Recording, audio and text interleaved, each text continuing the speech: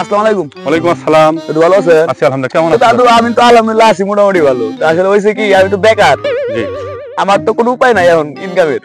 এবার আমাকে একটা বুদ্ধি দেন কিভাবে আমি ইনকাম করতে পারি। দাদু, আমি তো কাউকে বুদ্ধি টুদ্ধি দেই না স্বাভাবিক। এটা কোনো কথা বলেন দাদু? আপনি আমার ভালোবাসার মানুষ, আপনি যদি আমাকে বুদ্ধি না দেন তাহলে কেরা দিবে? আমাকে তো বুদ্ধি দেয় না। না গো দাদু, আমি সহজে কেউ বুদ্ধি টুদ্ধি দিবার চাই না।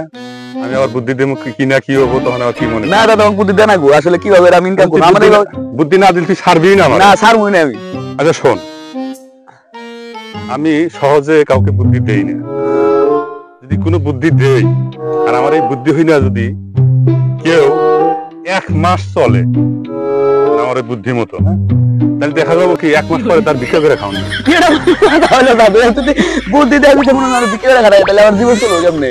আমি তো এইরকম মজার বুদ্ধি দেই সাধারণত, আমার মতো যারা নাতি আছে তোর মতো এইরকম বুদ্ধি আমি দিই না। এটা দাদা আশা করলাম না, আমাকে একটা ভালো বুদ্ধি দেন। এছাড়া আমার কাছে আপাতত কোনো নতুন বুদ্ধি নাই। এছাড়া নতুন কোনো আপাতত বুদ্ধি নাই। যাই হোক, একটু ধৈর্য ধর, 40 তারিখের আগে তো একটা ভালো বুদ্ধি দিবি। আল্লাহ হাফেজ।